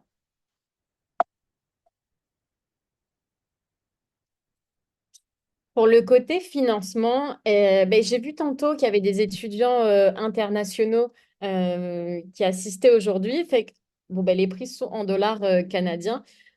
Pour vous donner un ordre d'idée, pour les étudiants français, belges et canadiens, et il y a des accords, comme on l'expliquait tantôt, entre la France et le Québec. Les frais de scolarité vont s'élever en 10 000 $ plus ou moins par année. Vous pouvez compter plus ou moins 7 000 € par an, dépendamment du taux de change. Et comment ça s'organise? C'est que vous devez payer la première moitié en septembre-octobre et la deuxième moitié en janvier-février. Pour les étudiants qui n'ont ni la citoyenneté française, belge et canadienne, à ce moment-là, moi, je vais vous inviter à regarder les frais de scolarité qui vous apparaissent sur internationaux et la deuxième colonne, internationaux échelon B. Ce système d'échelon A et échelon B, en fait, ça se réfère à des bourses qui peuvent vous être octroyés. Donc ça va vraiment dépendre de plusieurs points. Si vous voulez, n'hésitez pas à les taper. Si vous tapez bourse d'exemption Université de Montréal sur Google, ça va vous emmener directement sur la page concernée. Ça vous permettra de voir ben, comment vous vous situez par rapport à tout ça. Les accords entre la France et le Québec permettent également d'avoir un emploi étudiant à côté. Fait que si vous souhaitez travailler dans un café ou pourquoi pas dans une librairie, etc., ben, vous pourriez prendre un petit job à côté. D'ailleurs, vous le verrez et peut-être que ça vous fera comme moi. Et moi, quand je suis arrivée au Québec, on me disait, ah ouais, ben, tu vas faire quoi après les cours? Et je disais, oh, ben, je vais travailler. Puis là, mes camarades me disaient, ah ben ouais, mais tu travailles dans quoi? Puis j'étais comme, ah ben, je vais travailler mes cours. Et là, ils me disaient, ah ok, ouais, tu vas étudier. Parce qu'en fait, au Québec, ben, c'est très répandu. Ben, tout le monde a comme un emploi étudiant à côté. Donc, c'est vraiment une dynamique comme ça. N'hésitez pas à aller voir pour le répertoire des bourses. Bon, je suis allée un peu trop vite, je m'excuse. Si vous voulez explorer pour le deuxième cycle, c'est-à-dire tout ce qui est maîtrise, doctorat, etc., je vous invite à aller faire un petit tour sur la plateforme. Vous pourrez aller voir euh, toutes les possibilités qui existent. Alors, Et là, pour l'école. Louisiane, peut-être avant d'aller sur l'école d'été, peut-être répondre à quelques questions qui sont dans le chat et puis dans les questions et réponses. Je vais essayer de mettre un petit peu en lot de questions.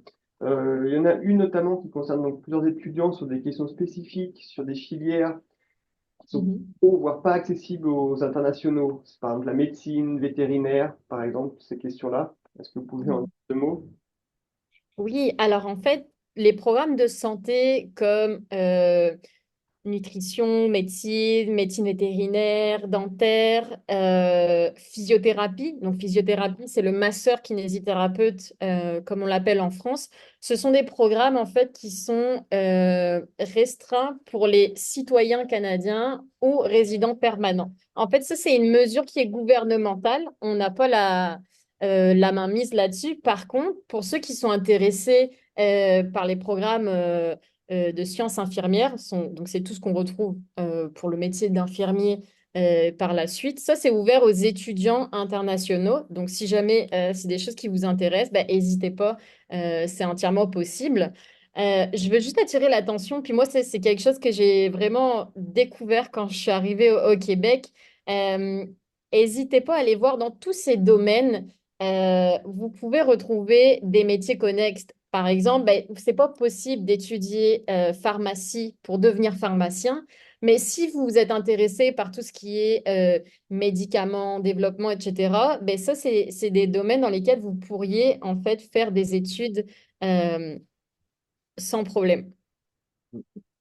Merci Louise-Jeanne. Une deuxième question qui porte plutôt sur l'admission Dans le second site, c'est-à-dire sur du niveau maîtrise, voilà, en gros, comment est-ce que ça peut se passer pour quelqu'un qui est actuellement en bachelor, par exemple? Et puis une autre question de Justine qui souhaiterait intégrer un master 2. Alors, en France, on a un master 1, un master 2 avec des admissions différentes. Qu'est-ce qu'il en est chez vous par rapport à la maîtrise, qui, à mon avis, est plus un cycle global, en fait?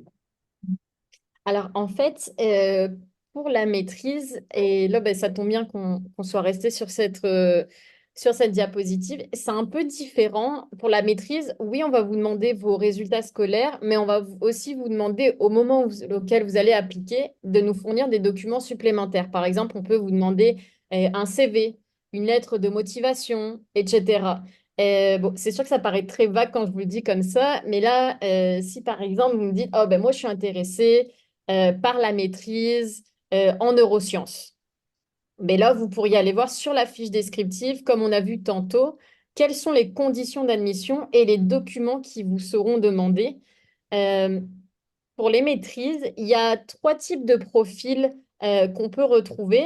On a la maîtrise avec le mémoire. Donc ça, c'est comme la maîtrise classique, comme on a tendance à retrouver aussi en France, où ben, vous rentrez dans ce programme-là, vous allez avoir une partie avec des cours, puis une partie de rédaction de mémoire.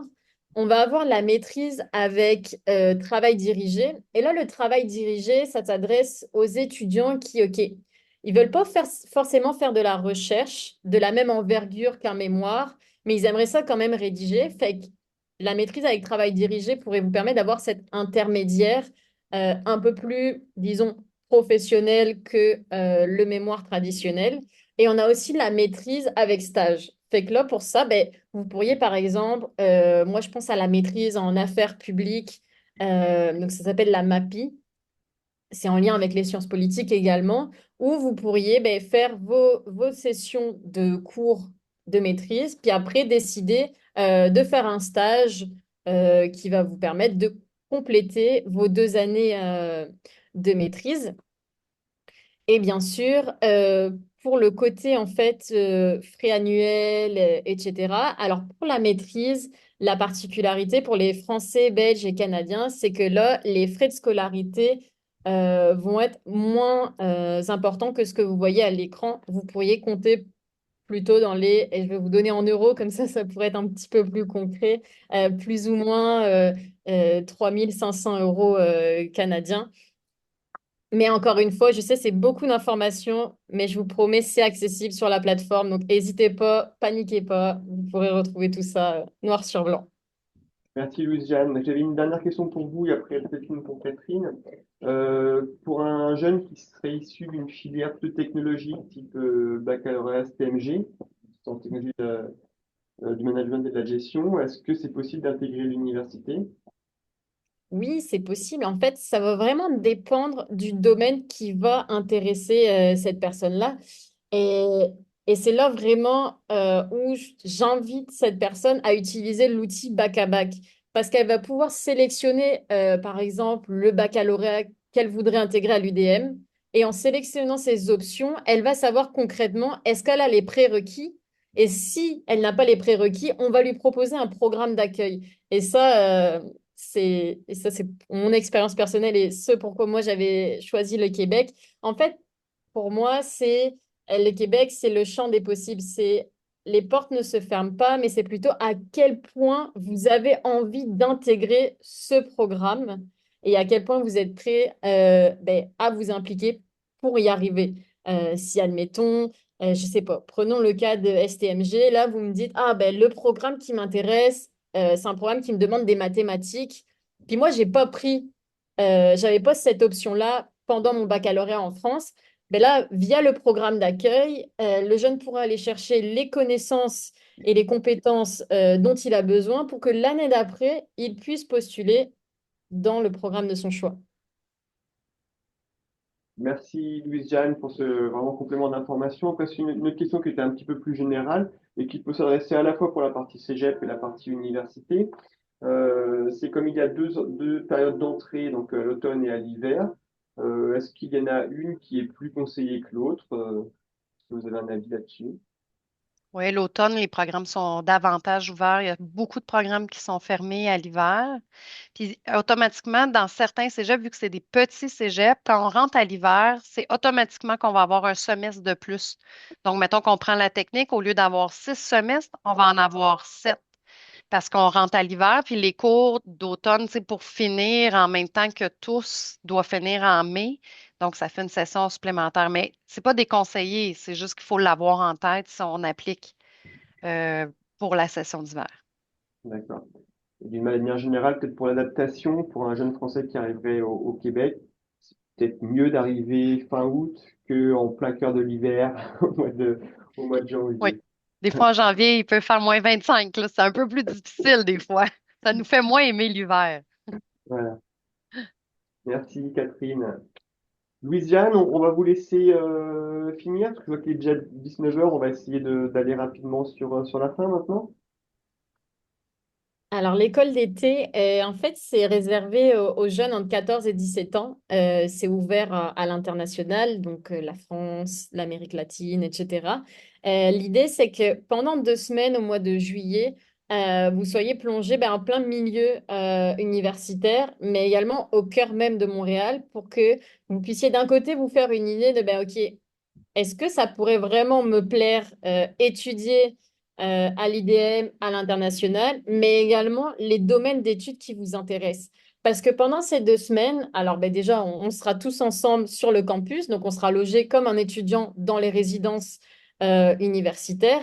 Vous allez pouvoir choisir des ateliers thématiques, les neurosciences cognitives, le droit, l'économie, etc.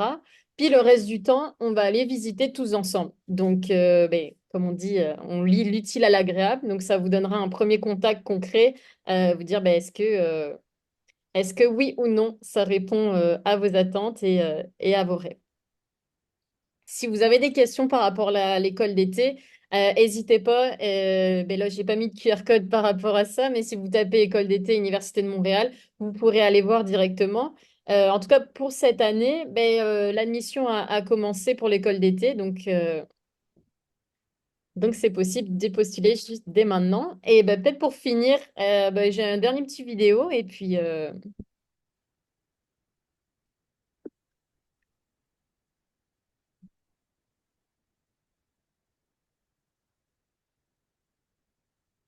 Salut, moi c'est Salomé, française de souche et Montréal. En fait, j'ai du son sur ma petite vidéo, donc je vais vous l'envoyer plus tôt. En fait, c'est Salomé qui est une étudiante et ambassadrice qui vient de France, qui justement vous partageait un petit peu son expérience, etc. Donc, je vous enverrai ça dans quelques petites minutes. Merci beaucoup et puis n'hésitez pas, ça me fait très plaisir. Merci, Louise-Jeanne. Merci à tous pour votre participation. Donc c'était vraiment très riche, hein. Donc on a bien vu les deux grandes voies d'études entre les cégeps et les universités, hein. J'espère que chacun y a trouvé sa place. Et puis également les deux façons de partir, hein, entre le fait de partir dans le cadre d'un échange, c'est-à-dire étant déjà dans un établissement français, ou alors faire comme Lucas et Laura, c'est-à-dire faire le grand saut, on va dire, et partir vous inscrire directement dans une de ces formations. Donc là, nous, on est encore là pendant quelques minutes si vous avez des questions. Donc, c'est pas, n'hésitez pas à utiliser le chat, hein. Je pense qu'on a à peu près répondu à toutes les questions.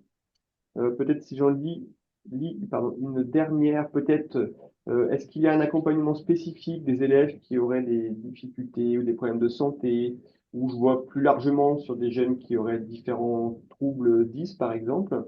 Comment est-ce que c'est pris en charge à l'université et au cégep, hein? Catherine, peut-être? Oui, chez nous, on les appelle les services adaptés. Donc, dans chaque cégep, c'est une obligation, hein, de faire des plans de suivi, des plans d'intervention. Donc, tous les diagnostics sont suivis assez de près. On prend en compte là, les recommandations des spécialistes. Il faut juste avoir quand même une évaluation d'un professionnel. Donc, les mêmes mesures adaptées sont réplicables là, rendues au cégep aussi. D'accord. J'imagine qu'à l'université, il y a aussi une prise en compte du handicap, quel qu'il soit. Oui, bien sûr. Justement, je sais pas si mon message est visible par tout le monde, là, n'hésitez pas à me dire. Je vous ai mis dans un message comme pour retrouver un peu tous les liens clés que je vous ai présentés. Puis le dernier lien, en fait, c'est par rapport aux situations de handicap puis aux mesures d'accommodement possibles. Il y a tout un organe de l'université qui s'en occupe. Et si on prend par exemple le cas d'étudiants qui auraient peut-être besoin d'un tiers-temps ou de réaliser ces examens dans une salle à part, sachez que c'est entièrement possible et que n'hésitez pas à en parler. Ce ne sera pas quelque chose qui va jouer à votre défaveur. Au contraire, on va toujours essayer au maximum de prendre en compte les besoins de chacun, puis de vous fournir le meilleur cadre pour que vous puissiez vous aussi réussir comme tout le monde.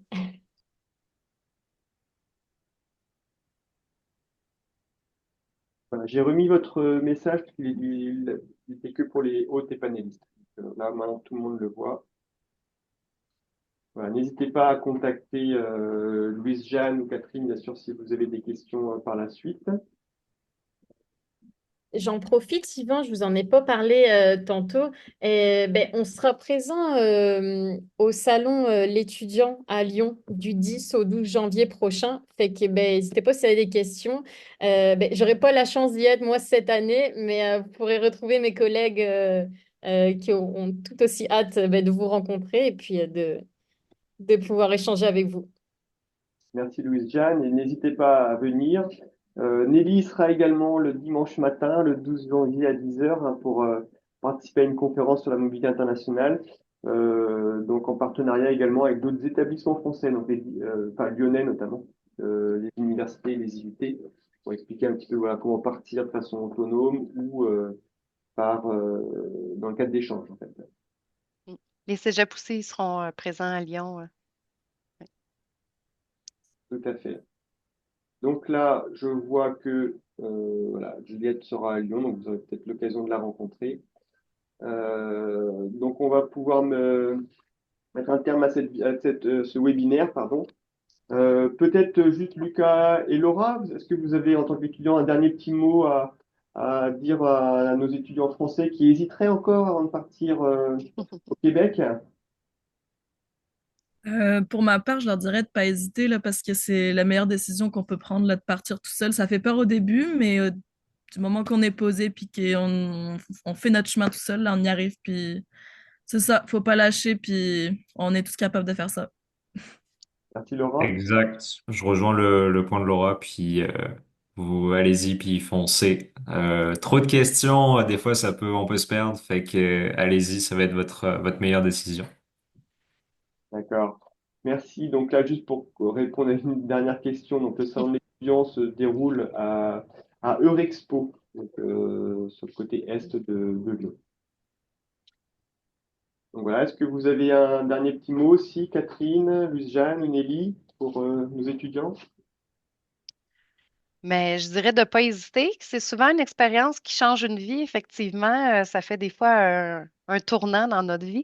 C'est beaucoup d'autonomie, de responsabilisation, mais des fois, ça nous fait grandir, en fait. C'est des expériences qui sont vraiment... Oui, je vois Lucas qui hoche la tête. Puis je voulais aussi remercier vraiment là, Laura et Lucas là, qui se sont libérés pour être présents. Là. Vraiment, j'apprécie énormément. Merci à vous deux. Vous êtes de bons ambassadeurs pour nous. Bon, moi, j'en profite pour. Je m'inscris dans la continuité de Catherine. Là, c'est sûr que moi aussi, je me rappelle, c'était un gros changement de passer de la Réunion au Québec. Et là, ça a été vraiment ma meilleure décision pour retrouver autant l'accompagnement, l'ouverture d'esprit, puis la bienveillance qu'il y a eu. Moi, c'est comme, là, vous l'avez compris, le Québec, et ça m'a gagné, puis j'en suis pas repartie. Donc, ça vaut vraiment la peine, là. C'est de très belles opportunités. Merci. Nelly, un dernier petit mot pour conclure? Merci à tout le monde d'avoir participé à ce webinaire. Et voilà, n'hésitez pas, si vous avez des questions, à aller au salon de l'étudiant et nous rencontrer aussi si besoin. Voilà, merci à tous encore une fois pour votre participation. Bonne soirée pour nos participants qui sont en France et bonne après-midi, bonne journée pour nos amis québécois. Un dernier petit commentaire de Juliette, on prend vite l'accent, effectivement. Au premier abord, j'ai cru que Lucas et Laura étaient québécois de souche. Et c'est voilà, très sympathique. de voir un petit peu comment vous vous êtes adapté, voilà, à la culture, à l'environnement québécois.